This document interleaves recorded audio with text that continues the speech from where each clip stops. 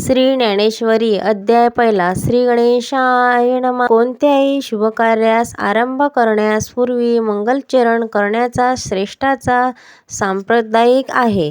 त्यांचा अनुभवानुसार ज्ञानेश्वरी महाराज प्रथम मंगलाचरण करीत आहेत. मंगलाचरणाचे 3 प्रकार: आशीर्वाद रूप, नमस्कारून व दर्शरूप. मंगल म्हणजे परमात्माशी आपले अभित्रव्य लक्षात घेऊन वंदन करणे. यात संपूर्ण गीताशास्त्राचा विषयच प्रतिपाद केला असून ब्रह्मसूत्राचा आरंभ व्यासांनी पहिले 4 सूत्रात जसा वेदांचा संपूर्ण अर्थ आपणाला, जसा अर्थ महाराजांनी या पहिल्या ओवीत आणला आहे, तो असा: ओम हे पद मंगलवाचक आहे. हे ओमकार स्वरूप जगताचा आदी वेदांनी प्रतिपादन केलेला स्वयंप्रकाश, दुसरा विषय न होता अपरोक्ष आत्मा हेच ज्याचे रूप आहे, असा तो परमात्मा. त्याचा जय जयकार असो व त्याला वंदन असो. 1. श्री निवृत्तीदास ज्ञानदेव म्हणतात: देवा, सकळ जगाचा, वृद्धीला ज्ञानाचा प्रकाश देणारा जो गणपती तो तूच आहेस. असं म्हणालं तर 1. महाराज, स्वर व व्यंजने ही ज्या स्वरूपाची आहेत, क्रांती आहे ते शब्दमात्र म्हणजे संपूर्ण वेद हीच तुझी उत्तम गणेशमूर्ती होय. असे पहा की मत्वांतिकांच्या स्मृती हेच त्या शरीराचे अवयव असून त्याच्या ठेवण अवर्णनीय आहे व ज्यातील अर्थ ही सौंदर्याची खाण आहे. 1800 पुराणे हीच रत्नखचित भूषणे व त्यातील पदयोजना ह्या त्याचा घाटा असून गर्भीन अर्थ ही लखलखीत लांबरुंद वाण म्हण प्रगट. काव्य आणि नाटके पहा, याची कौतुकाने योजना करून गेलेत. कर गोष्टीच्या कोंदणे होते. उत्तम पदचरण हेच रंगविलेले वस्त्र होय व त्या पदातील अहंकार हेच घागऱ्यांचा ठिकाणी होते आणि त्यातील अर्थ हा त्या घागऱ्यांचे मंजूळ ध्वनी ठेवतो. मार्मिक दृष्टीने पाहिले म्हणजे यातील सिद्धांताचा प्रगतीचा उत्तम स्थळे हीच कोण ह्या घागऱ्यामधील रत्न दिसतात. व्यासदिकांनी वृद्धी हीच त्यावर मेखलेल्या ठिकाणी शोभते व त्या बुद्धीचा सकळपणा हा पदराचा याप्रमाणे झळकतो. असे पहा की 6 शस्त्र हेच गणपतीचे 6 हात होते आणि म्हणूनच त्यातील भिन्न भिन्न अभिप्राय ही त्या त्या हातातील निरनिराळी शस्त्रे शोभतील. ती अशी: त्यातील तर्कशास्त्र हा परशु, न्यायशास्त्र हा अंकुश आणि वेदशास्त्र हे गोड व रसाळ मोदकांचे ठिकाणी शोभते. वार्तिकारांच्या व्याख्यानाने स्वभावतच अखंड झालेली बुद्धिमत हे एक हातात असणाऱ्या मोडक्या दाताच्या ठिकाणी मानावे. मग कल्याणकारी व वरदायक असा जो हस्त तो सकारात्मक वाद म्हणजे ब्रह्मविषयक वाद होय. धर्माची स्थापना करणारा तो स्वभावसिद्ध भयहस्त ज्या ठिकाणी महासुखाचा परमानंद आहे, तो अति निर्मळ विचार हा सरळ सोंडचा सोट समजतात. तसाच उत्तम महासुखाचा परमानंद आहे, तो अति निर्मळ विचार हा सरळ सोंडेचा सोंड समजतात. तसा उत्तम संवाद हा सरळ व शुभ्र दाताचा ठिकाणी असून ज्ञान दृष्टी म्हणजे त्या विद्याराजांचे सूक्ष्म नेत्र आहेत. पूर्व व उत्तर ह्या भीमासा मला कानाच्या ठिकाणी भासल्या. बोधमूर्त हा गंडस्थळातून निघणारा त्याच्या सेवन करणारे मुनी हेच भ्रमर वाटते. त्यातील सिद्धांत ही सते पोकळ्याच्या ठिकाणी असून द्वैत व अद्वैत सिद्धांत हे गंडस्थळाच्या ठिकाणी सारख्या प्रमाणात शोभतात. त्या गंडस्थळाच्या मुकुटावरील शोभणारी सुगंधी फुले म्हणजे ज्ञानमकरांदाने परिपूर्ण झालेली दशोनिधी शते होय. ओमकाराचा आकार हा दोन्ही चरणाच्या ठिकाणी, उकार हा विशाल उदकांच्या ठिकाणी व मकार हा सर्व अवयवात श्रेष्ठ अशा मस्तकाच्या ठिकाणी आहे. आकार, उकार व माकार हे ज्या वेळेस एकत्र होतात त्यावेळेस त्या शब्दब्रह्माचा वेदांचा समावेश होऊन ओंकार बनतो. त्या ओंकाररूपी आदिबीजाला मी श्री गुरु निवृत्तीनाथांच्या कृपेने नमस्कार करतो. आता अपूर्ण अशा वाणीचे ठिकाणी विलास करणारी, चातुर्य, अर्थ व कला याची स्वामिनी आणि विश्वासाला मोहित करणारी अशी जी सरस्वती, श्री सरस्वती, तिला मी नमस्कार करीतो.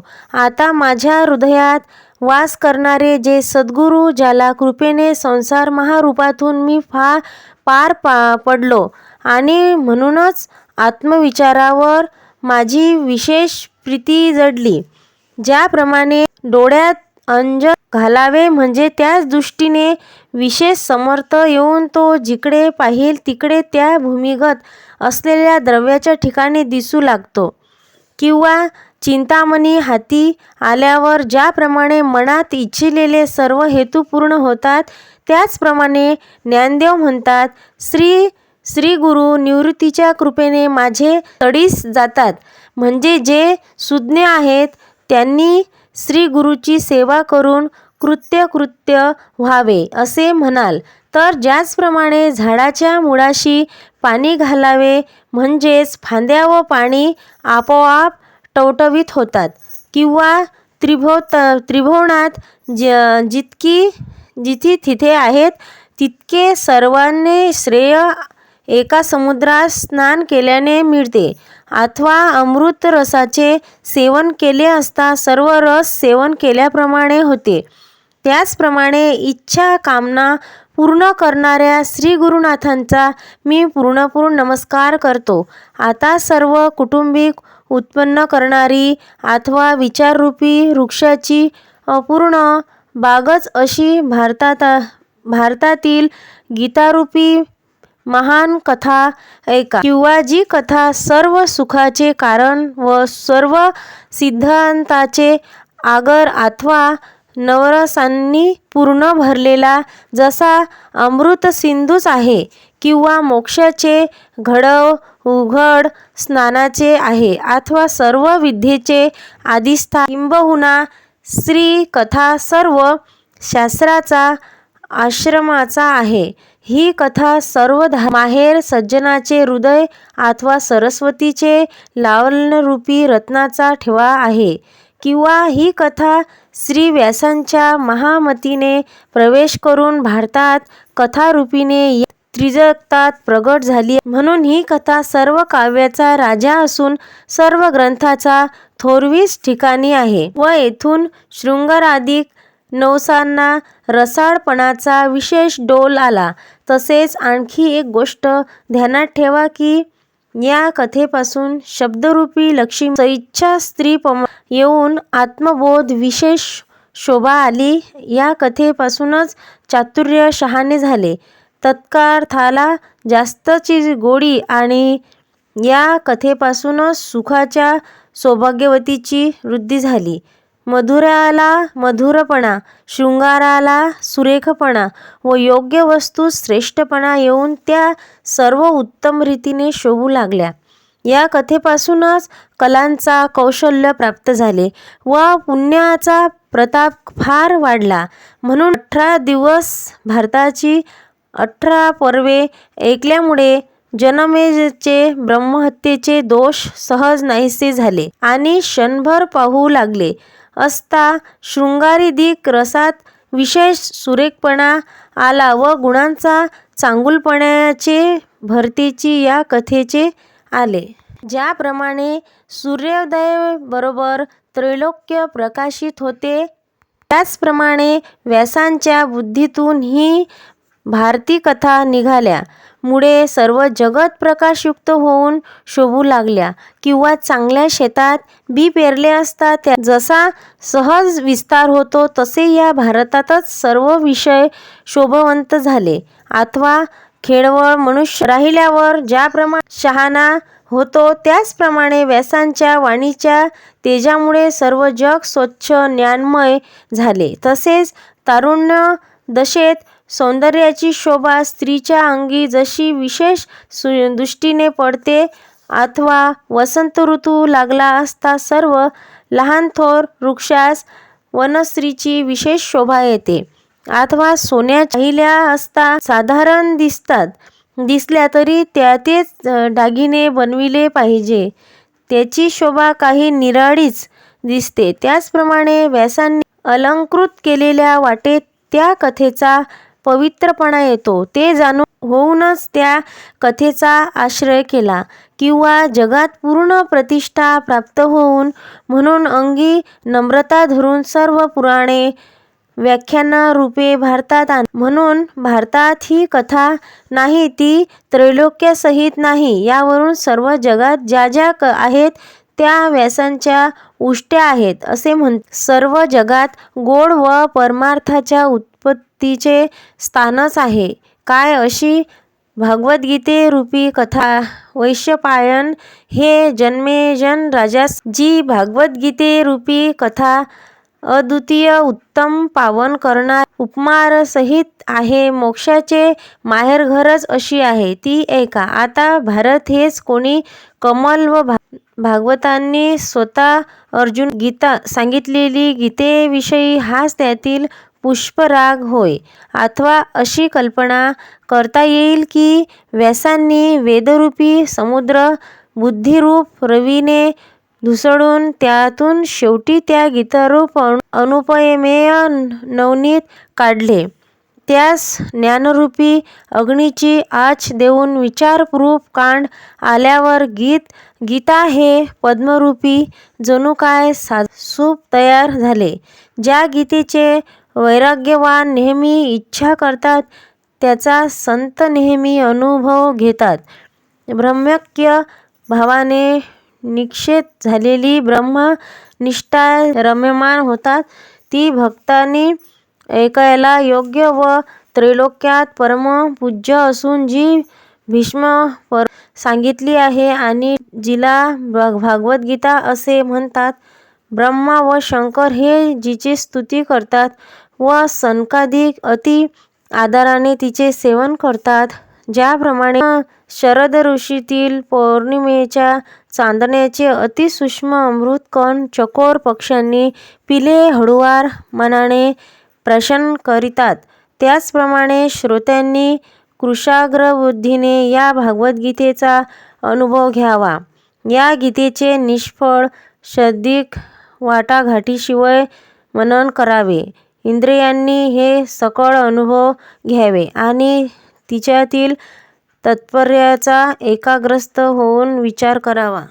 ज्याप्रमाणे भ्रमर कमलदलात व समजून देता त्यातील पुष्परेणू सेवन करितात, त्याचप्रमाणे हा ग्रंथ समजून घेण्याची पद्धत असावी. किंवा चंद्रप्रकाश होण्याबरोबर चंद्रकिरात विकासी कमल उजळून आपली जागा न सोडता ज्याप्रमाणे चंद्राला पतीने आलिंगन देण्याचे सौख्य जाणते, त्याचप्रमाणे त्यांच्या अंतःकरण स्थिर झाले आहे, तोच या कथेचे रहस्य जाणण्यास अधिकार आहे असे आम्ही समजतो. हो, अर्जुनाच्या योग्यतेनेच अधिकार असणाऱ्या संतांनी कृपा करून माझ्या व्याख्यानाकडे लक्ष द्यावे. हे बोलून कोणास जरा अधिक वाटचाल वाटल्यास परिहार देतात. प्रभो, आपले हृदय फार गंभीर म्हणून माझी आपल्या चरणापाशी ही लळीबाळपणाची विनंती आहे. जन्मपणा नव्हे. ज्याप्रमाणे आपले मूल बोबडे बोलत आईबापांना त्याच्या स्वभावाचा अधिक संतोष वाटतो, त्याचप्रमाणे माझे तुम्ही सज्जनही अंगीकार केला असून ज्या हाटला त्याआधी माझे जे काही उणे असेल त्या तुम्ही सहन कराल, त्याबद्दल मला आपली प्रार्थना केली पाहिजे असे नाही, परंतु जो अपराध म्हणून माझ्या हातून घडत आहे तो निराळाच आहे तो हा की गीतेचा अर्थ मी स्पष्ट करून पाहत आहे, पण हा एक आणि इकडे लक्ष द्या अशी आपल्या सारख्यांना विनंती करीत आहे. हा दुसरा अपराध, कारण गीतेचा सांगण्याचे काम फार कठीण आहे. याला विचार मनात न करता तो स्पष्ट करण्याविषयी माझ्या चिंतेत व्यर्थ धैर्य उत्पन्न झाले आहे. बाकी सूर्याच्या तेजावा आपली पिल्ले समुद्राने वाहून नेली म्हणून त्याचा सूड उगवण्याकरिता ज्याप्रमाणे समुद्र कोरडा करण्यासाठी टिटवीने आपली चोचीने पाणी उपसण्याचा प्रयत्न केला, त्याचप्रमाणे माझा अधिकार नसतानाही मी गीतेसारखा ग्रंथाचा अर्थ करण्यास प्रवृत्त झालो आहे. असे पहा, आकाश आकलन करण्याचे म्हटले आहे म्हणजे त्याहून मोठे झाले पाहिजे. त्याचप्रमाणे विचार केल्यास कृत्य माझ्या शक्तीच्या बाहेरचे आहे. या गीतार्थाची थोरवी एवढी आहे की स्वतः शंकर त्यांनी चर्चा करीत असतात. भवानीला चमत्कार वाटून तिने शंकराचा प्रश्न केला. शंकर म्हणाले, हे पार्वती, तुझे रूप नित्य नूतन असल्यामुळे जसा त्याचा पार लागत नाही, त्याचप्रमाणे गीतातत्व नित्य नूतन आहे म्हणून तेही जाणण्यास कठीणच आहे. तसे पहा की ज्या सर्वेश्वरापासून वेद सहन उत्पन्न झाले, त्या जगदीश्वराने स्वमुखाने हे गीताशास्त्र अर्जुनाला सांगितले आहे. असे हे गीताशास्त्र सहन असून याचा ठिकाण वेदांताचा देखील मती गुंग होऊन गेले, तेव्हा अशा ठिकाणी अल्प व मतिमंद असा जो मी त्या माझी काय कथा हे अपार गीता तत्व कोणत्या उपायाने समजवून घ्यावे? सूर्याच्या तेजाला कोणी उजाळा द्यावा? चिलटाने आपल्या मुठीत आकाश जसे धरावे असे असता गीतार्थ करण्याचा तुम्ही का प्रवृत्त होता? असे कोणी म्हटल्यास ज्ञानदेव म्हणतात, श्री गुरु मला अनुकूल आहेत म्हणूनच गीतार्थ करण्याचा मला धीर आला आहे. खरोखर पहिले तर मी अज्ञानी व अविवेकी असा आहे, तरीच गीता संतांच्या कृपारूपी दीप्याने सोज्वळ योग्य परिसाचे ठिकाणी लोखंडाचे सोने करण्याचे समर्थ आहे, किंवा अमृताने मृताचा जीवनत्व येते. हे संजया, धर्मपत्याचे स्थान असा कुरुक्षेत्रात युद्धाच्या इच्छेने जमलेले माझे आणि पंडूचे पुत्र काय करत आहे? अथवा सरस्वतीने प्रसन्न झाली तर मुक्याचा देखील वाचा फुटते, तेव्हा मी गीतार्थ करण्यात नवल नसून हे केवळ श्रीगुरूचे महात्म्य आहे. अहो कामधेनूच ज्याची आई त्याला दुर्लभ असे काय आहे, म्हणून मी हा ग्रंथ करण्याचा प्रवृत्त झालो. तरी यात कमी असेल ते पुरे करून घेऊन अधिक असेल ते सोडून द्यावे, एवढे माझी आपणा संतास विनंती आहे. अहो महाराज, आता आपण इकडे लक्ष द्यावे, कारण जर आपण समजून मजकडून बोलावला तरच मी बोलावेन. ज्याप्रमाणे कळसू लोखंडाची बाहुली दोऱ्याने आधारले नासते, त्याचप्रमाणे तुम्ही मजवर अनुग्रह केला आणि साधूंनी आज्ञाही केली आहे, म्हणून आता आपल्या इच्छेस येईल त्याप्रमाणे मला आपणाचे संशोधकाकडून बोलवा. तेव्हा श्रीगुरू म्हणतात, पुरे हे तू आम्हाला सांगावेस असे नाही, आता गीतार्थ सांगण्याकडे लवकर लक्ष दे. अशी श्रीगुरू झालेली पाहून निवृत्तीदास ज्ञानदेव मनात अति संतुष्ट होऊन म्हणतात की मी बोलतो हे आता स्वयं मनाने ऐका. ती मला सांगा, ज्या कुरुक्षेत्राला धर्माचे ठिकाण असे म्हणतात, जेथे दुर्योधनादी माझे व धर्मादी पंडूचे पुत्र युद्ध करणाऱ्या निमित्ताने गेले आहेत, तर ते तेथे वेळेपर्यंत काय करीत आहेत हे मला तेव्हा संजय सांगतो की ज्याप्रमाणे महाप्रलयाची वेळी काळाचा तोच पसरलेला असते, त्याचप्रमाणे पांडवाचे सैन्य खळबळलेले आहे. सर्व पांडव सैन्य एकत्र जमून एक रोखाने सज्ज झाले तेव्हा त्याला कोण आवरणार? ज्याप्रमाणे कालकुंड उसळले असता त्याचे शमन कोण करणार? किंवा वडवान लकल्यावर ज्याप्रमाणे समुद्रातील पाण्याचे शोषण करून आकाशापर्यंत प्रदीप्त होतो, त्याप्रमाणे पांडवाचे भयंकर सैन्य नाना प्रकारच्या व्यवहाराने तयार केलेले असल्यामुळे त्यावेळी अति भेसूर असे दिसेल. परंतु ज्याप्रमाणे सिंह हत्तीचे कळप मानतो त्याप्रमाणे दुर्योधनाने पांडवाने ते मानले. मग द्रोणाचार्याजवळ येऊन त्यास म्हणतो, पांडवाने हे सैन्य कसे उसळले आहे पाहिले ना? बुद्धिमान असा त्याने या सैन्याची अशी चमत्कारिक रचना केली आहे की जे चाललेल्या डोंगर किल्ल्याप्रमाणे दिसत आहे. ध्रुवाला तुम्ही पाठवून विद्येचा आगर केले, त्यानेच हा सेनासिद्ध चहूकडे पसरविले आहे. तो पहा तर खरा. या सैन्यात शूर महाधनुर्धारी युद्धात भीमार्जुन बरोबरचे असे सत्याधिक राजा, विराट महाक्रमी ध्रुव, चेकितान आणि नरश्रेष्ठ पुरुजित, कृतिभोजन, शौर्य शूर उत्तमोजी, सुभद्रेचा पुत्र अभिमन्यू आणि द्रौपदीचे पुत्र हे सर्वही महारथी आहेत. याशिवाय आणखी शस्त्रार्थ प्रवीण व शस्त्रधर्मात निपुण असे महान योद्धा आहेत, जे बलाने, योग्यतेने व पुरुषार्थाने भीमार्जुनासारखे आहेत. त्याचे सहज प्रसंगीनुसार वर्णन करतो. या ठिकाणी युद्धात राजा विराट राजा आणि श्रेष्ठ द्रौपद राजा हे आले आहेत. धूमकेतू पराक्रमी असा काशीराज नृपश्रेष्ठ उत्तमोजा व शौन्य राजा याकडे पहा. हा कृतिभोज पहा.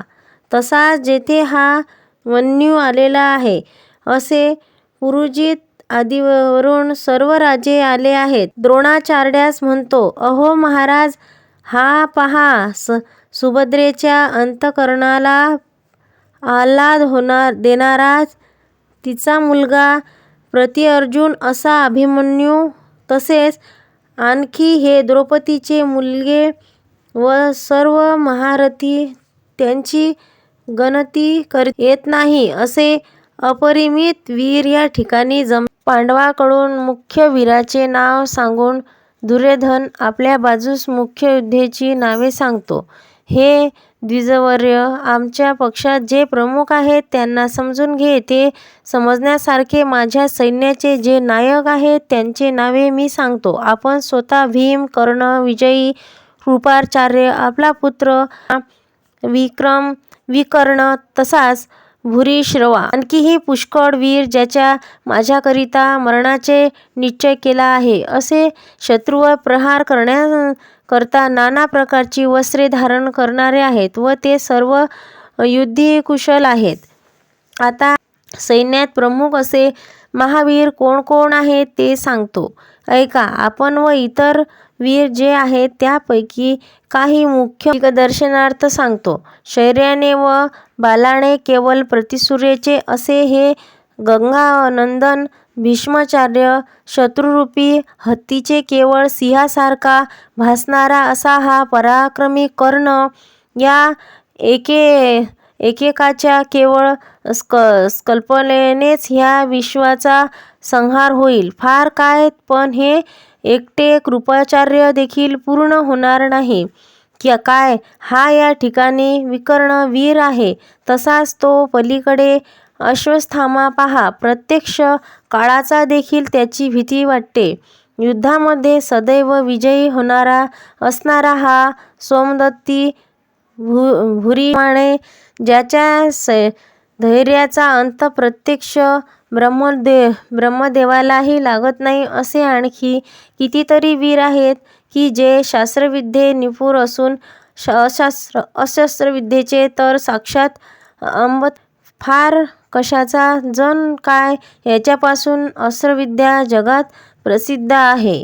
हे जरी अति बालवण आहेत, पण जगात जरी यांच्या तोडीचे दुसरे युद्ध नाही, तरी ते ज्याचे रक्षण केले आहे. अशा प्रकारचे आमचे सैन्य अपरिमित असून भीमाने रक्षण केलेल्या पांडवसेना परिमित आहेत. थोडे आहे जीवाभावाचे मालाच अनुसरले आहेत. ज्याप्रमाणे पतिव्रतेचे मन पती वाचून दुसरे ठिकाणी जात नाही, त्याचप्रमाणे या वीरांचे मी जीव मी प्राण आहे. हे स्वामी भक्तीविषयी इतके निस्सीम आहेत की आमच्या कामापुढे ते आपले प्राणही इच्छून समजतात. हे युद्ध कलेमधून निष्कांत असून सर्व कला व कीर्ती याने जीवन आहेत. फार काय सांगावे. शास्त्राचा धर्म यापासून प्रसिद्धच आला आहे. ह्याप्रमाणे आमच्या सैन्यात सर्वतोपरी पराक्रमी असे अपार वीर, त्याची किती म्हणून गणती करावी. तसाच सर्व क्षत्रियामध्ये श्रेष्ठ आहे. जगातील युद्धामध्ये प्रतापी असे जे त्याकडे या सर्व सैन्याचे अधिपत्य दिलेले आहे. त्यांनी हे सर्व सैन्य आवरून अशा बेताने रचिले आहे की जणू काय हे किल्ल्याचे बांधिले आहे. त्याच धैर्यापुढे त्रिभुवन देखील तुच्छ आहे. विचार केला असता ज्याप्रमाणे सर्व प्रकारे समुद्र दुष्टर असून आणखी त्याचे वडवाडाने सहाय्य म्हणावे किंवा प्रलयकालाच्या अग्नीला महावतीचे असहाय्य मिळून त्या उभयताचा जसा संयोग व्हावा, तसे या आमच्या अफाट सैन्यात भीष्म हे सेनापती मिळाले आहेत. आपण सर्वांनी आपापल्या नेमलेल्या जागी आपला भाग न सोडता उभे राहून सर्व बाजूला भीष्माचे रक्षण करावे. त्यानंतर दुर्योधनाच्या हृदयात हर्ष उत्पन्न करण्यासाठी पराक्रमी कुरुवृक्ष भीष्मांनी सिंह नादाप्रमाणे गर्जना करून शस्त्र वाजविले. तेव्हा आमच्या सैन्याबरोबर कोण पांडवाचे सैन्य पाहावे तर ते अगदीच थोडे आहे, परंतु त्याची रचना मात्र मोठी दिसते. शिवाय त्याच्या सैन्य दांडग्या भीमसेनाने स्वीकारले आहे. इतके सांगून दुर्योधन फिरून सर्व सेनापतींनी म्हणाला, अहो, आता आपापले सैन्य सहज करा. त्याच्या ताब्यात सैन्य ज्या अक्षौहिणी आहेत त्यातील श्रेष्ठ महारथांनी आपापल्या अपेक्षेहित पुढे जाऊन उभे राहावे आणि त्यांनी त्या अपेक्षारहित सांभाळून भीष्माच्या आज्ञेत वागणे. नंतर तो द्रोणाचार्यास म्हणाला, तुम्ही सर्व सेनावर देखरेख ठेवावी आणि भीष्मास मजप्रमाणेच समजून त्याचे रक्षण करावे, कारण आमच्या सर्व सैन्याची भिस्त त्याच्यावरच आहे. राजा दुर्योधनाचे सर्व भीष्मास फार संतोष झाला आणि त्याला सिंहनाद केला. तो नाद दोन्ही सैन्यात दुमदुमला गेला. तो इतका की त्याचा प्रतिध्वनी आकाशात देखील मावेना. ती प्रतिध्वनी होत आहे. तोच वीरवृत्तीच्या बाळाने भीष्माने आपला दिव्य शंख वाजविला. नंतर शंख, नगारे, ढोल, खजिऱ्या, मृदुंग इत्यादी वाजे एकदम वाजू लागली. तो आवाज फार भयंकर झाला. ते दोन्ही नाद एकत्र झाले तेव्हा त्रैलोक्य बधीर झाले. जणू आकाश कडाडून पडावे असा भास झाला. त्यावेळी आकाश गडगडू लागले, समुद्र कोसळू लागले. हे जगम विश्व घाबरून जाऊन थरथर कापू लागले आणि त्या महानादाच्या घोषाने च्या गृहामधून देखील प्रतिध्वनी उठले. असे चालू असता त्या सैन्यामध्ये रणवाद्य गाजू लागले. त्या नाना प्रकारच्या रजनवधाचा ध्वनी कर्कश आणि भयंकर होता की मोठ्या धैर्यवानाने देखील तो महाप्रलय आहे असा वाटला. निंबद, ईशान्य, मंदड प्रकारचे रणवाद्य, शंख, झांज, तुतारी इत्यादी अनेक जनवाद्याचा गजर आणि वीरांचा मोठ्या मोठ्या रण गर्जना सुरू झाल्या. कोणी आवेशाने दंड ठोकू लागले, कोणी चवताळून मोठ्या मोठ्याने हाक मारू लागले आणि हत्ती बेफाम होऊन अनावर झाले. त्या ठिकाणी भिन्याची काय कथा, ते कचरले ते तर क्रमाने उडून गेले. यमा सुद्धा दशशत बघून तो इकडे तोंड देखील करीनासा झाला. कित्येकांच्या उभे जीव गेले.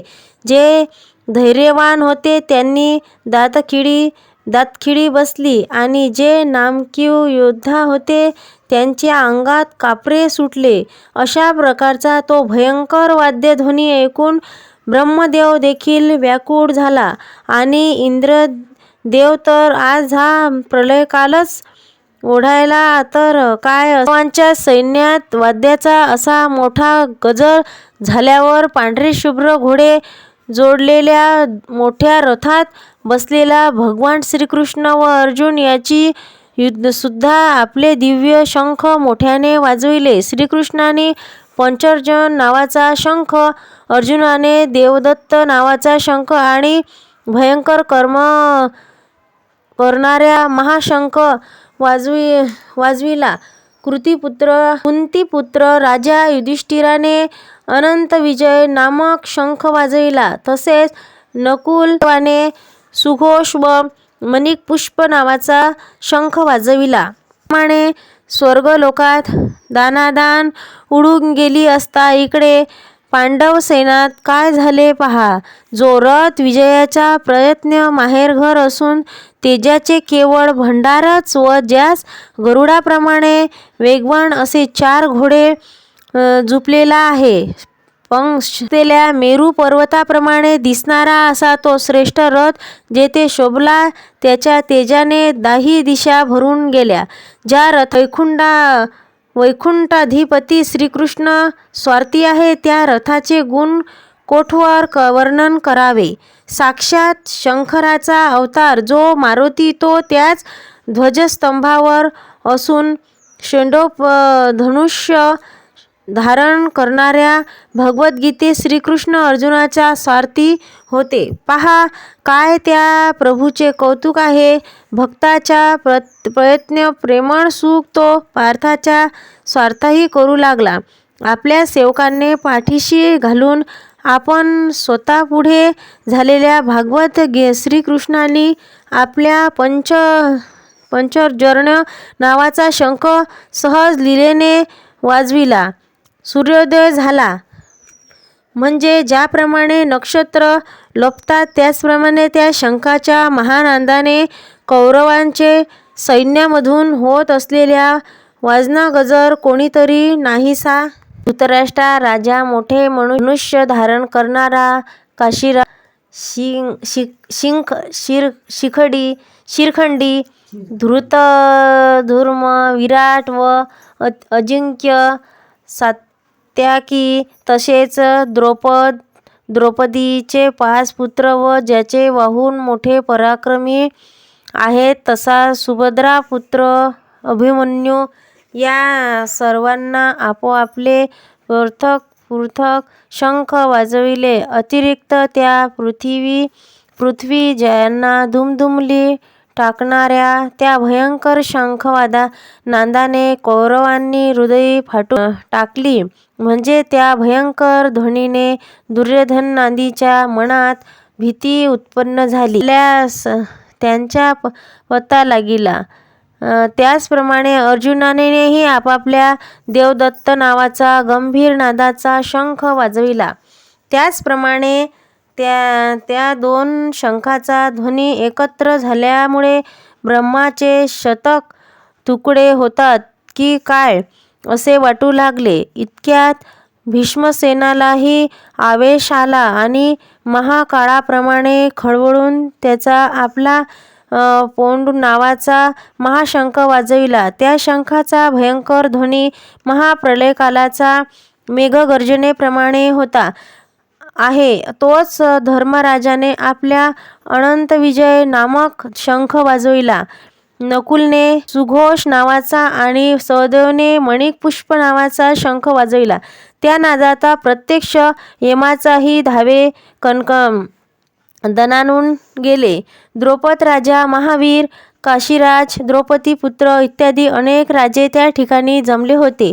तसेच अर्जुनाचा मुलगा अभिमन्यू, अजिंक्य असा सात्यकी, नृपश्रेष्ठ, धृत आणि श्रीखंडी, त्याचप्रमाणे विराट व इतर जे सैन्यनायक होते त्यांनी आपापल्या निरनिराळ्या तऱ्हेने शंख एकासारखे वाजविले.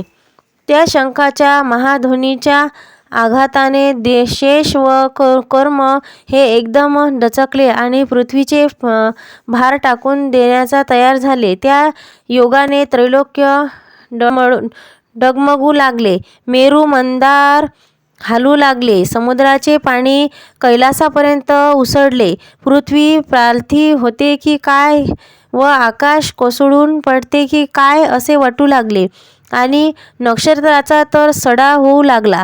सृष्टी बुडाली हे बुडाली. आता देवा निराधारा झाले अशी सत्यलोकी एकच हाक्य दिवसाचा थांबला आणि प्रलय काळाचा वेगळेपणा तिन्ही लोकांचा हाहाकार उडून गेला. ते पाहून भगवान श्रीकृष्ण पार विस्मित झाले आणि कदाचित सृष्टीचे अंतही होईल असे अद्भुत शंखनाद केला. म्हणूनच हे जग वाचले. आणि तर कृष्ण दिकाने जेव्हा शंख वाजविले तेव्हाच त्याचा अंत होण्याची वेळ झाली होती. तो शंखनाद वध्य झाला, तथापि त्याचा तो प्रतिध्वनी घुमत होता. त्यानेच कौरव सेनेची दणादण उडू लागली. जसा हिंद सिंह सहज लीलेने हत्तीच्या सन्मुखदायकाच्या विदारण करीतो, त्याचप्रमाणे त्या शंखनादाचा प्रतिध्वनीने कौरवांचे हृदय विदर. तो ध्वनी ऐकून उभ्या सर्वांनी धैर्य सुटले आणि एकमेकांचे सावध रे सावध असे म्हणू लागले. नंतर कपिध्वज अर्जुनाने धृतराष्ट्र पुत्र दुर्योधन दिक युद्ध करण्यास सहज उभे आहेत असे पाहून शस्त्रप्रहार चालू होण्याचा प्रसंग प्राप्त झाला. असा आपले गवांडी धनुष्य उचललेले राजा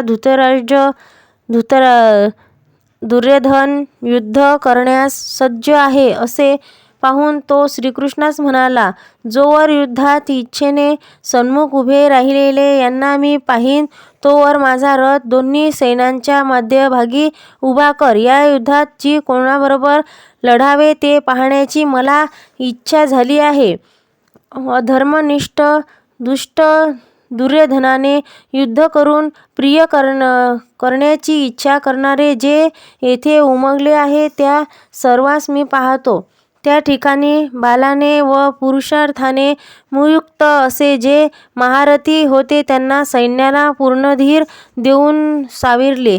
मग ते मोठ्या तयारीने पुढे सावरले व त्यांनी दुप्पट आवेशाने चाल केली. तेव्हा त्या आवेशयुक्त सैन्याच्या भोगाने योगाने त्रिभुवन अगदी त्रस्त होऊन गेले. ज्याप्रमाणे प्रलयकाळाचे दुर्धर मेघ एकासारखे वृद्धी करीतात त्याचप्रमाणे तेथे धनुर्धारी वीर बाणांची सृष्टी करू लागले. ते पाहून अर्जुनाच्या मनात फार संतोष झाला व त्याने मोठ्या आवेशाने सैन्यावर नजर टाकली तेव्हा सर्व कौरव युद्धात सिद्ध झालेले पाहून अर्जुनाने सहज लीलेने धनुष्य उचविलेले आणि अर्जुन देवास म्हणाला, देवा लवकर हलून दोन्ही सैन्याच्या मध्ये घेऊन उभा करा, म्हणजे युद्ध करण्याकरिता आलेल्या सर्व वीरास मी क्षणभर न्याहाळून पाहीन. कारण जेथे संजय धृतराष्ट्रास म्हणतो, धृतराष्ट्रा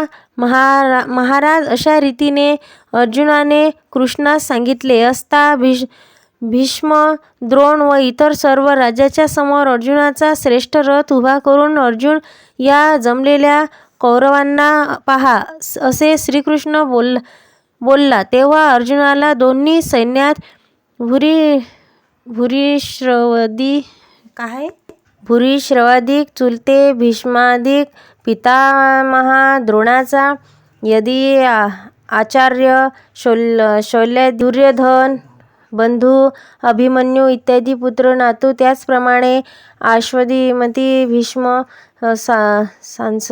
सारे निपेक्ष उपकार करणारे स्नेही इत्यादी पाहिले. सन्मुख उभे असलेल्या त्या अंतःकरण त्याशिवाय अत्यंत करुणेने व्याकुळ होऊन मोठे कृपा उत्पन्न झाल्यामुळे अर्जुन विषयामानाने भगवानास असे बोलला, जमले आहेत तरी सम्रांगणी मला कोणाकोणाची युद्ध करायचे आहे ते मी पाहीन. हे बहुतेक उतावळेपणा व दुष्टबुद्धी कौरव अंगात पराक्रम नसता युद्धाची मात्र हाव धरतात.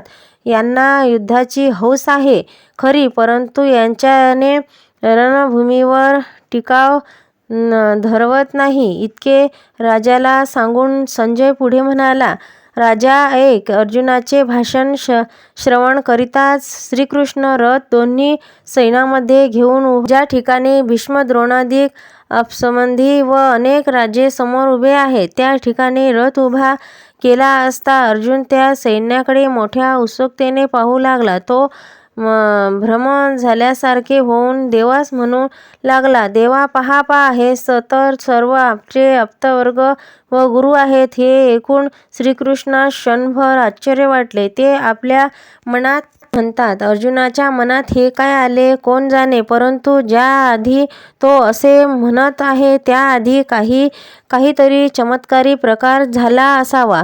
भगवान दुसऱ्याचे मनोगत सहन जाणणारे असल्यामुळे त्यांनी पुढील भविष्य ताणले, परंतु त्यावेळेस काहीच न बोलले. ते स्तब्ध राहिले. तेवढा अर्जुन आपले सर्व वडील, आजे, गुरु, बंधू व मामा, इष्टमित्र व मुलगे, तसेच जिवलग मित्र, सासरे, आप्तवर्ग व नातू हेही त्या ठिकाणी अवलोकन केले. त्याचप्रमाणे आपण उपकार केले आहे, त्याच्या संकटाविषयी रक्षण केले होते, ते लहान मोठे सर्व आलेले आहेत. तत्पर्य सर्व आपले गोत्रज दोनही सैन्यामध्ये युद्धाला सज्ज आहे असे अर्जुनाला त्याच वेळी पाहिल्यामुळे त्याचे मन बावरून जाऊन त्याच्या मनात गोत्राविषयी सहज करुणा उत्पन्न झाली. त्यामुळे वीरवृत्तीला अपमान होऊन ती अर्जुनाला सोडून निघाली. ज्या स्त्रीच्या उत्तम कुळातल्या असून गुणी व लावण्यवती असतात त्यांना आपल्या मणीपणामुळे दुसऱ्या स्त्रियाचे आपले घरात सर्वस्व सहन होत नाही, त्याचप्रमाणे नवीन स्त्रियांच्या आवडीने भरा विषय पुरुष आपल्या स्त्रीस विसरून भ्रम असलेल्या मनुष्याप्रमाणे योग्यते वाचून तिच्या नांदी लागतो, किंवा तपश्चर्येच्या योगाने रिद्धी सिद्धी प्राप्त झाल्या असता वैराग्यशील पुरुषांचे वृत्तीस भ्रम पडू त्याला ज्याप्रमाणे वैराग्याची आठवण राहत नाही. हे कृष्णा, युद्धाने रणांगणावर प्राप्त झालेल्या बंधूस पाहून माझी गात्रे विथिल झाली आहेत, तोंडाला कोरडे पडले आहे, शरीर कापू लागले आहे, अंगावर रोमांच उभे राहिले आहे, हातातून गावीळ धनुष्य गळून पडते, सर्व शरीरात दाह उत्पन्न झाला आहे. मी या ठिकाणी उभा राहिल्यास समर्थ नाही. जणू काय झाले मला भ्रमवल्यासारखे झाले आहे. त्याचप्रमाणे अर्जुनाने आपल्या अंतःकरण करुणावृत्त धारा दिल्यामुळे त्याची वीरवृत्ती गेली.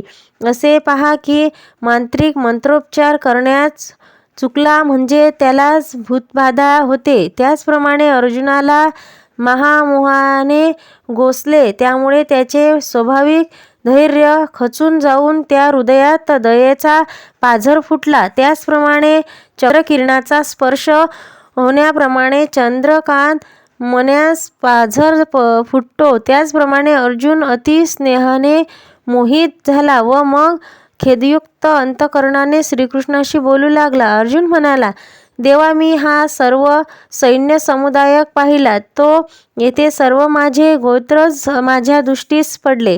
हे सर्व युद्ध करण्याविषयी तयार झाले आहेत खरे, परंतु त्याचबरोबर युद्ध करणे आपल्याला असे उचित होईल याच्याशी युद्ध करण्याची गोष्ट काढताच मला काही सुचेना असे आणि मन व बुद्धी ही स्वस्थ राहता नाही.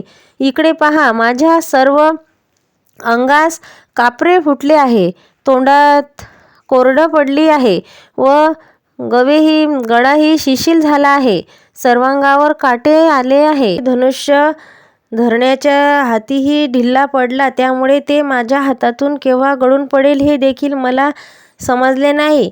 इकडे माझा अंतःकरण अप्तवर्गांच्या मोहाने व्यापले आहे, जे माझ्या अंतःकरण वर्जपेक्षाही कठीण असून कोणाचीही प्रतिकूल अवस्था दाद न देणारे व अति निष्ठुर आहे. तेच आज अप्तवर्गी विषयी इतके मोहित व्हावे हे मोठे आश्चर्य आहे. अहो, ज्या अर्जुनाने युद्धात शंकरासही जिंकले व त्रिवार कवच राक्षसांचा मागसूस नाहीसा केला, तोच अर्जुन मोहाने आता एका क्षणात ग्रासला आहे. पहा, असा भ्रमण कोणाचाही काढलेला कठीण लाकडाचा सहन भोग पाडतो, परंतु तोच भ्रमण कमळाच्या कळीमध्ये तो मिटल्यावर उडवून पडतो. तेच त्याचा प्राण जसे गेले तरी तो त्या कमळाच्या पाकळ्यांना भोग पाडल्याचे मनातही आणीत नाही. त्याचप्रमाणे अप्तवर्गांना मोह कोमळ असला तरी तोंडाचे कठीण आहे. संजय सांगतो, राजा धृतराष्ट्रा, हा मोह म्हणजेच परमेश्वराची माया आहे. ही ब्रह्मदेवालाही आवरण नाही, म्हणून अर्जुनास तिने व्याकुळ केले. असे आपले सर्व आप्तवर्ग पाहून अर्जुनाचा युद्धाविषयीचा सर्व अभिमान फार मावळून गेला. त्याविषयी त्यात मनात करुणा अशी उद्भवली. कोण जाणे त्या करुणेचा भरात तो श्रीकृष्ण म्हणू लागला, देवा, मला वाटते आपण येथे राहू नये. या सर्वात मारावयाचे ही गोष्ट मनात आणल्याबरोबर माझे मन अति व्याकुळ होऊन बोबडी वळली आहे. हे केशवा, मला अरिष्ट सूचक चिन्हे दिसत आहे. युद्ध स्वजनांच्या वधाने परिणामी कल्याण होईल असे मला दिसत नाही. न काक्षे, हे कृष्णा, मला विजयाची, राज्याची किंवा सुखाची इच्छा नाही. गोविंदा, राज्यभोग अथवा जीवित याचा काय उपयोग? ज्याच्याप्रमाणे राज्य, भोग आणि सुख याची इच्छा करण्याची, ते हे जीवित याचा काय उपयोग? ज्यासाठी राजा, भोग आणि सुख याची इच्छा करण्याची, हे आमचे गुरु, वडील, आजे, मामे, सासरे, नातू, मेव्हणे व इतर संबंधी प्राण आणि धन याचा त्याग करीत रणांगणावर युद्धासाठी घेऊन उभे राहिले आहेत. या कौरवांना जर मारावयाचे तर मग धर्मराज्याधिकाऱ्यांना काय मारू नये? कारण हे दोन्हीही माझे गोत्रच आहेत. म्हणून देवा, आग लागो या युद्धाला. मला काही ते पसंत नाही. या महापातका वाचून देवा, पुष्कळ विचार करून पाहिले तरी युद्ध केल्याचे त्याचे परिणाम वाईटच होईल. आता हे जर टाळले तर मात्र काहीतरी कल्याण होईल. अशा रीतीने जर मिळाल्याविषयी मला मुळीच गरज नाही. हे असेल राजा मिळून तर काय करायचे आहे? अर्जुन म्हणाला, या सर्वांचा वध करून जे भोग भोगायचे त्या सर्वांना आग लागो. या असल्या सुखाशिवाय वाढतील ती दुःख आम्हा सोसू व याचकरिता आम्ही आपले प्राण देखील खचीत घालू, परंतु याचा घात करून आपण राज्यसुख भोगून ही गोष्ट स्वप्नातही माझ्या मनात येणार नाही. जर आम्ही आमच्या या वडील मानाने अहित चिंतले तर मग आम्ही जन्मास जरी यायचे कशाकरिता, या जगावयाचे तरी कोणासाठी, कुळात पुत्रप्राप्तीची इच्छा करिता. त्याचे हेच काय फळ की त्या पुत्राचे आपण गोत्रजाचा सहार करावा. आपले मन ज्याविषयी वज्राप्रमाणे कठोर असल्याच्या मनात तरी असे आणावे, त्याच्या आपल्या हातून चूक होईल तेच करणे चांगले. आम्ही जे जे मिळवावे त्या सर्वांना त्याचा उपयोग घ्यावा. इतके नव्हे तर त्यांच्या कामाकरिता आम्ही आपले जीवनही खर्च करावे. आम्ही देशी राज्य जिंकावे व त्यायोगे आपल्या कुळात संतोषित करावा. पण कर्माची गती किती विचित्र आहे पहा. आमचे सर्व गोत्रज आम्हाबरोबर युद्ध करण्यास उपयुक्त झाले आहे. अहो, हे आपल्या बायका, मुले व धन ह्या सर्वावर प्राणी सोडून तलवारीच्या धारेप्रमाणे आपले जीवन ठचून आले आहे. असे तरी कशाचे मी कसे मारावे, कोणाला अस्त्र धरावे आणि मी आपल्याच जीवलगात घात तरी कसा करावा. देवा, हे कोण आहेत हे तुला माहीत नाही काय? हे पहा, पलीकडे भीष्म व द्रोण आहेत. त्याच्या आमच्यावर असंख्य व असाधारण उपकार आहेत. या ठिकाणी मेहुणे, सासरे, मामे आणि बंधू तसेच हे सर्व पुत्र, नातू व आप्तही आहेत. हे पहा, हे सर्व आमचे फार जवळचे नातेवाईक आहेत. तेव्हा यांना मारण्याची गोष्ट नुसतीच तोंडाने बोलणे तरी देखील पापही आहे. हे मधुसूदना, मला मारले तरी या दुर्योधनादिकास त्रैलोक्य राज्य प्राप्तीसाठीही मी या सर्वांना मारून इच्छित नाही. मग केवळ पृथ्वीच्या राज्याची काय कथा? कारण हे जनार्दन धृतराष्ट्राच्या मुलांना मारून आमचे काय प्रिय होणार? उलट या पापाच्या आधाने आम्हाला पातकच लागेल. उलटे पक्षी ज्यांना वाटेल ते जरी केले किंवा आम्हाला येथेच जरी मारले तथापि आपण त्याचा घात करायचे मनात आणू लागले. त्रिभुवनाचे निष्ठकट राज्य जरी प्राप्त झाले तरी सुद्धा हे अनुचित कर्म मी करणार नाही. आज जर या ठिकाणी आम्ही आप्तांच्या वधासारखी हे असेल घोर कृत्य केले तर कोणाच्या मनात आमच्याविषयी आदर राहील बरे? आणि तूच सांग की मला तुझे मुख तरी आमच्या दृष्टीस कसे पडेल?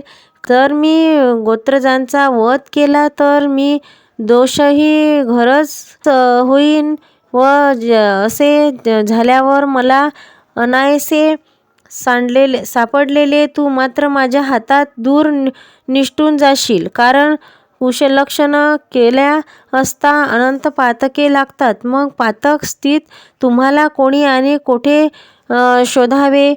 बागेत अग्नीचा मोठा धडाका झाला असता कोकिळ पक्षी एक क्षणभरही राहत नाही.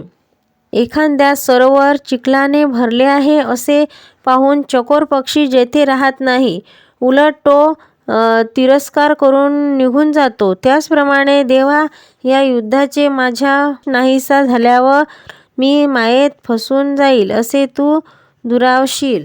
म्हणून हे माधवा, आमचे बंधू हे धृतराष्ट्र मुलगे, त्यांचे मारण आम्हाला उचित नाही. कारण स्वजनवधाने आम्ही कैसे सुखी होऊ, तरी कुलक्षयाचे प्राप्त होणार दोष आणि मित्रद्रोहाचे लागणारे पातक, लोभी आणि विवेकशून्य असे हे दुर्योधनादिक. तथापि हे जनार्दना, कुलक्षयापासून होणाऱ्या परिणामाला असणाऱ्या आम्ही अशा पापकर्मापासून परायणमुखी व्हावे हे आम्हालाही कळू नये की काय? म्हणून ही गोष्ट कधीही करणार नाही व या समरांगणात हातात शस्त्रही धरणार नाही. कारण हे कृत्य अनेक प्रकारे निंद्य आहे असे मला वाटते. कृष्ण, तुझीही आमचा वियोग होईल, पण जगात आमचे महत्त्व ते काय राहणार? शिवाय तुझ्या वाचून आम्हाला जे दुःख होईल तेच आमच्या हृदयी विदीर्ण होईल जाईल. म्हणून देवा कौरवांचा वध करावा आणि मग आम्ही राज्यात उपभोग घ्यावा, ही गोष्ट आम्हा हातून कधीही घडणार नाही असे अर्जुन म्हणाला. हे कौरवा अभिमानाने उन्मत्त होऊन जरी युद्ध करायला आले आहेत तरी आम्ही आपले हित कशात आहे हे पाहिले पाहिजे. आपणच मारावे अशी गोष्ट कधी करावी असे पहा की समजून उमजून कलाकूट विष कसे घ्यावे. अहो, वाट चालत असताना जर अकस्मात आपल्यासमोर सिंह आला तर त्याला चुकून जाण्याचा लाभ आहे असलेले प्रकार सोडावा आणि मग मुद्दाम अंधार कोठडीत जाऊन बसावे. येथून श्लोकापर्यंत कुलक्षयापासून काय परिणाम होतो हे अर्जुन सांगतो. कुलाचा क्षय झाला असता सनातन कुलधर्माचा नाश होतो आणि मनाच्या नाशाचे सर्व कुलावर अर्धमा पागडा बसतो. हे कृष्णा, कुलांत अधर्म वाढला असता कुलीन स्त्रिया दुराचरणी होतात आणि मग हे विषुलोपर्ण स्त्रिया दूषित झाल्या असता ब्रह्मादिक वर्णाचा परस्पर साकार होतो. कोणता लाभ आहे हे देवा सांग बरं. किंवा समोर अग्नी पेटता आहे आणि पाहून जर आपला त्यात दूर न झालो तर एका क्षणात तो आपल्याला सभोवार वेढून जाळून टाकीन. त्याचप्रमाणे हे स्वज वधाचे दोष आम्हाला प्रत्यक्ष लागतील असे कळल्यावरही आम्ही कसे प्रवृत्त व्हावे. इतके बोलून अर्जुन कृष्णास म्हणाला, देवा, या पातकाची काय थोरवी आहे पहा. ज्याप्रमाणे लाकडावर लाकूड घासून असता त्यावर अग्नी उत्पन्न होतो आणि त्याचा भडका झाला म्हणजे सर्व लाकडे जळून जातात, त्याचप्रमाणे कुंडातील लोकांनी मत्सराने एकमेकांना जर वध केला, जर त्या भयंकर महादोषावर सर्व कुलांचा क्षय होतो व कुलक्षयाच्या पापामुळे कुलधर्माचा लोप होतो आणि मग त्या कुलात अधर्माचा प्रवेश होतो. असे झाल्यावर मग सरासर विचार, योगायोग, आचार, कर्तव्य वगैरे नष्ट होतात. असलेला दिवा मावळून अंधारात फिरू लागले म्हणजे ज्याप्रमाणे सहज मनुष्य सरळ वाटेतही ठेचाळतो त्याचप्रमाणे कुलक्षय होतो. मग वर्णसंकराने कुल व कुलघातकी या दोघांनाही नरकाची प्राप्ती होते. आपण त्यामुळे श्रद्धा दर्पणादिक क्रिया लुप्त होऊन कुलघातकी दृष्टी पितश्राद्ध पडतात म्हणजे उत्तम. त्याप्रमाणे सनातन कुलधर्मी नाहीसा होतो. मग त्या कुलात पापा वाचून दुसरे काय राहणार मग. व इंद्रिय त्याचा नियमित होत नाही. इंद्रिय स्ववर्तन करू लागतात. त्यामुळे कुलस्त्रियांचे हातून पापाचरण घडते. म्हणजेच उत्तम वर्णातील स्त्रिया अधम वर्णातील पुरुषाशी रम्यमान होतात. अशा वर्णाचा परस्पर साकार झाला म्हणजे सर्व ज्ञाती धर्म आपोआपच नाहीसे होतात. तसे चहाट्यावर कावळे चोहीकडे झडप घालतात त्याचप्रमाणे अशा भ्रष्ट कुलामध्ये महापातक सहज संचार करतात. मग त्या कुलास आणि त्या कुलाचा नाश करणारे अशा दोघंही नरकप्राप्ती होते. हे पहा, याप्रमाणे सर्व वंशाची वृद्धी होऊन पतित झाल्यामुळे त्यातील स्वर्गपुरुष आपोआपच पतन पावतात. ज्या कुलात नित्य व नैसर्गिक कर्मे घडत नाहीत त्या ठिकाणी पितरांना तिलोदक कोण अर्पण करतात. अशी स्थिती झाल्यावर त्या पितरांनी काय करावे व स्वर्गीचे असे राहावे म्हणून तेही आपल्या कुलापाशी येतात. त्याचप्रमाणे पायाच्या बोटात साप चावला असता तो विष मस्तकातून सर्वांगी व्यापून टाकते. त्याचप्रमाणे अप्तवर्गांचा वध होणारे पाप सत्यलोकामध्ये गेलेले सर्व पूर्वजांना पतित करते. धन ज्याचे कुलधर्म नाश पावतात अशा मनुष्यांना अंतकाळात ठेवलेल्याच असे शास्त्र व महात्म्य याचा तोडून तुम्ही ऐकले आहे. अरे अरे, काय चमत्कार सांगावा! राज्यसुखाच्या लोभाने आम्ही स्वधर्मवधासारखे कर्म करण्यास प्रवृत्त झालो. हे मोठे पाप यास्तवे शत्रूचा प्रतिकार व करणाऱ्या व शस्त्र टाकून बसलेल्या मला शास्त्रधारी धृतराष्ट्रपुत्र दुर्योधनादिकांनी रणात मारले तरी त्या मला अतिशय सुखकरच होईल. कृष्णा, या ठिकाणी आणखी एक महापातक घडते. ते कोण म्हणाले तर या स्वधर्मवधाच्या पातकापासून लोकाचार नाहीसे होतात. ज्याप्रमाणे आपल्या घराला एकाएकी अग्नी लागला आणि तो जर भडकत तर तो भडकला अग्नी शेजारी दुसरंही घर जळून टाकतो, त्याचप्रमाणे अशा कुलाचा ज्या लोकांस त्याच्या संगतीने पातक लागते. अर्जुन म्हणतो, देवा, त्याचप्रमाणे त्या कुलामध्ये नाना प्रकारचे दोष घडून आले म्हणजे मग ते कुल भयंकर नरकवास मात्र भोगते. अर्जुन आणखी सांगतो, नरकवास पडल्यावर मग कल्पपती शोधून तेथून त्याची सुटका होत नाही, इतका या कुलक्षयापासून अंधपात होतो. देवा, एवढ्या वेळेपर्यंत चाललेली माझी कटकट ऐकूनही त्याप्रमाणे अजून आपल्या मनात त्रास होत नाही, तर आपण आपले मन एवढे कठोर का केले असून आपला विचार करा.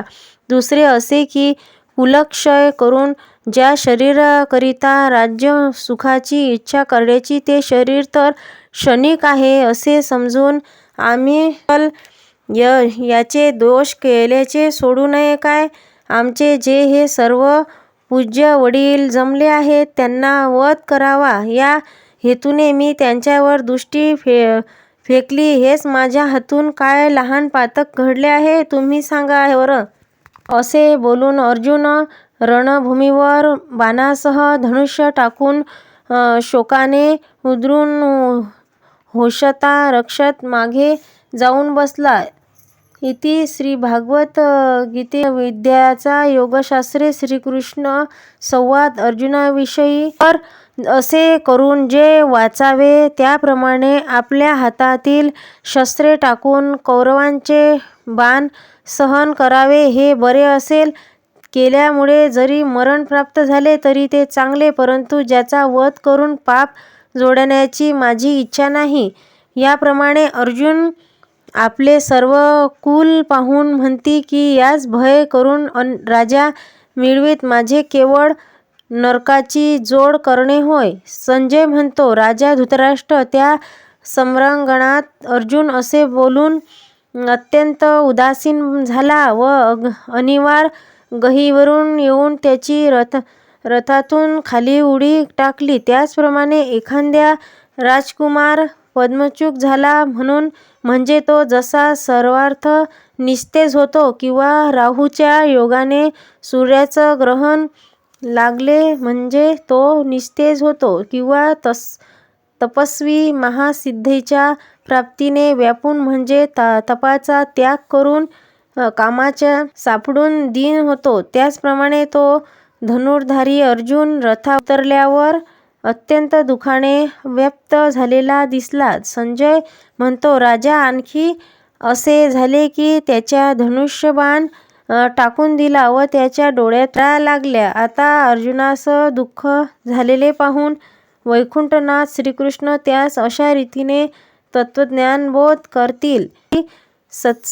सविस्तर कथा उत्सुकतेने ऐका, असे निवृत्तीनाथांचे दास ज्ञानेश्वर महाराज म्हणाले.